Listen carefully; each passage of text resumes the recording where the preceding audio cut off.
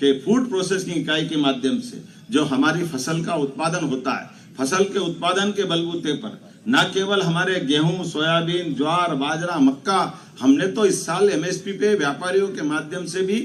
इस व्यापार को बढ़ावा देने के लिए कोदो कुटकी की भी एमएसपी पे खरीदी प्रारंभ की है। आदिवासी अंचल के अंदर में भी कोदो कुटकी भी खरीदना चाहिए, श्री अन्न को भी प्रोत्साहन देना चाहिए। इसलिए बाबा महाकाल के प्रांगण में कल पहली बार बेसन के लड्डू तो मिलते थे आनंद के साथ, हमने कहा श्री अन्न के लड्डू भी मिलना चाहिए। ये भी शुरुआत की है बाबा महाकाल महाराज की।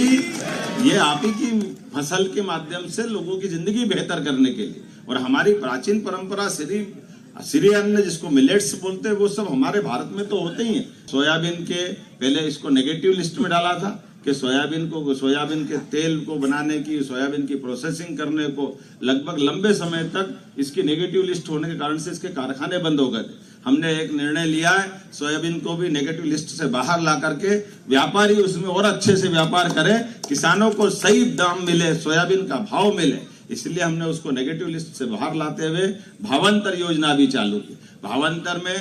इसलिए बदलते दौर में सोयाबीन का उत्पादन भी देश भर में, दुनिया भर में थोड़ा अपने लिए मध्य प्रदेश और भारत के लिए अनुकूल हुआ है, क्योंकि भारत के अंदर सबसे ज्यादा सोयाबीन कहीं बनता है तो मध्य प्रदेश में होता है। ऐसे में मध्य प्रदेश में होने वाले उत्पादन के आधार पर किसानों को सही दाम मिले, और किसानों का दाम जो आप बेहतर से बेहतर मंडी में करेंगे, उसके बाद भावांतर की राशि जो बचेगी वो मध्य प्रदेश सरकार किसानों को आपके माध्यम से पहुंचाएगी, ताकि हमारा किसान भी अपना उत्पादन सही से बेचे, व्यापार भी व्यापारी ढंग से करे, और व्यापारी का मान सम्मान सही ढंग से रहे। ये हमारी जवाबदारी है, हमारा प्रयास है कि हम सभी क्षेत्रों में इन सारी चीजों को बराबरी से लेके चले। अभी तो आप केवल बड़ी फसल गेहूं, सोयाबीन, पक्की फसल करते हैं, हमारा तो प्रयास है आप फूड प्रोसेसिंग के माध्यम से सब्जी, भाजी, फल, फूल सभी प्रकार के उत्पादन में भी साथ आए, ताकि हमारे जब टमाटर ज्यादा हो जाए तो फेंकने की जरूरत नहीं रहे, उनकी भी प्रोसेसिंग करके किसानों की उस फसल का दाम भी देना है, और व्यापार का अपना व्यापारी कायदा भी रहे।